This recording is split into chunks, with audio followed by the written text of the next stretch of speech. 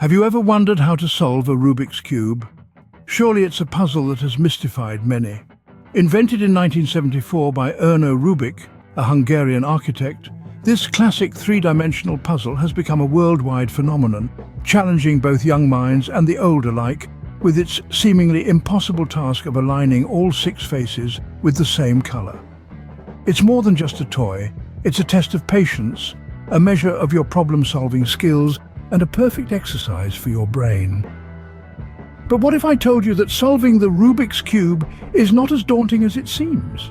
That with a bit of understanding and the right techniques you could master this enigma? Well, that's exactly what we're here for. This video will provide you with a step-by-step guide to unravel the mystery that is the Rubik's Cube. By the end of this video, you will be able to solve a Rubik's Cube and amaze your friends with your newfound skill. Before we start solving, it's important to understand the structure of a Rubik's Cube. So let's take a closer look. The Rubik's Cube, in its most common form, is a 3x3x3 arrangement of smaller cubes, often called cubies. Each cubie is actually one of three types: a center, an edge, or a corner. Centers are the six cubies in the middle of each face. They're unique because they only have one colored sticker and they never move relative to each other. That's right, no matter how much you scramble your cube, the centers always stay put. They determine the color of each face when the cube is solved. Edges and corners, on the other hand, can move around. Edges have two colored stickers and corners have three. To solve the cube, you'll need to maneuver these pieces into their correct positions relative to the centers. Now that you understand the structure, it's time to dive into the solving process. The first step in solving a Rubik's Cube is to make a daisy pattern on the cube. Now, the daisy pattern is not just a pretty design, it's a crucial step to setting up your cube for the solution process. The pattern is formed when the yellow center of the cube is surrounded by white edge pieces. Let's dive into how to create this pattern. Start with the cube in any position. The main goal is to find the white edges and get them around the yellow center. First, look for a white edge on the bottom layer. If you find one, turn the bottom layer until the white edge piece is directly below the yellow center. Then rotate the front face twice. This will bring the white edge piece up to the yellow center. What if the white edge piece is on the middle layer? Well, turn the middle layer until the white edge is directly to the side of the yellow center. After that, rotate the right or left face twice, depending on which side the white edge is on. And if the white edge piece is already on the top layer but not around the yellow center, just turn the top layer until it is. The process might seem a bit tricky at first, but with a little practice, you'll get the hang of it. The main thing to remember is to be patient. You're not going to get it right on your first try, and that's okay. Now, once all the white edge pieces are surrounding the yellow center, you've got your daisy. It's a beautiful sight, isn't it? But remember, it's not just about the aesthetics. The daisy pattern is the foundation for solving the rest of the cube. It's the first step on your journey to becoming a Rubik's Cube master. With the daisy pattern complete, we're ready to move on to the next step. And trust me, the journey is just getting started. With each step, you'll unveil a bit more of the Rubik's Cube's mystery. So, buckle up and let's continue this exciting journey together.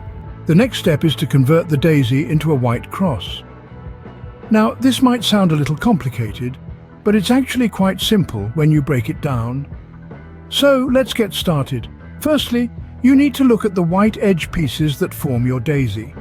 Each of these pieces has another color on it, right? Well, the goal here is to match that secondary color with the same colored centerpiece on your cube. So let's say one of your white edge pieces also has blue on it.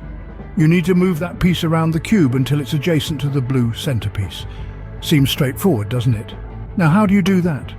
Well, you rotate the top layer of the cube, which is where your white daisy is, until the secondary color on your white edge piece matches with the centerpiece of the same color.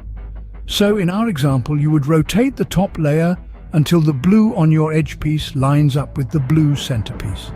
But wait, you're not done yet. The final step in creating the white cross is to flip the edge piece down to the white face of the cube. This is done by rotating the front face of the cube twice. This move will bring the white edge piece down to the white face, while still keeping the secondary color matched with its centerpiece. Congratulations!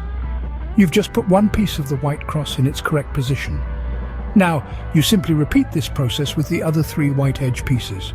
Remember, the key here is to always match the secondary color of the edge piece with the same colored centerpiece before flipping it down to the white face. If you followed these steps correctly, you'll end up with a white cross on the top of your cube, and the colors on the edges of the cross will match the colors of the centerpieces on the adjacent faces. It's a beautiful sight, isn't it? Now you have a white cross on the cube. Let's proceed to the next step. The third step is to solve the first layer of the cube. Now that we have our white cross, it's time to complete the first layer by properly positioning the corner pieces. This might seem like a complex task, but with a little practice, you'll master it in no time. Imagine you're holding the cube with the white cross on top. The corner pieces you're going to move have 3 colors. One of them is always white. The other 2 colors indicate where the piece belongs. Your task is to match these colors with the centerpieces on the adjacent sides. Let's start with the first corner piece. Look for a white corner piece on the bottom layer. Once you've found one, rotate the bottom layer until the corner piece is directly under where it needs to be on the completed first layer. Now, we're going to perform a little trick with the cube. Turn the cube upside down so the white cross is now on the bottom. The corner piece you've just positioned should now be on the top layer, but in the wrong orientation. Here's where the magic happens. You're going to rotate the top layer to move the corner piece away from its correct position, then twist the right side of the cube to bring the spot where the corner piece needs to go closer to it. Then rotate the top layer back to bring the corner piece back, and finally twist the right side again to put the corner piece in its place. You'll repeat this process for the other 3 corner pieces. Remember, patience is key here. It might take a few tries to get the hang of it, but once you do, it'll be a breeze. And there you have it. You've successfully solved the first layer of the Rubik's Cube. Take a moment to admire your handiwork. The colors on each side match with their centerpiece, forming a solid block of color. Congratulations, you've solved the first layer. Let's move on to the next layer. Now, we're going to solve the middle layer of the cube. This step is all about positioning the edge pieces correctly. To do this, we need to identify the unsolved edge pieces in the middle layer. These pieces will have 2 colors on them. The color on the side will match the centerpiece of one face, and the color on top will match the centerpiece of an adjacent face. Once we've identified an edge piece we want to solve, we move it to the face that matches the color on its side.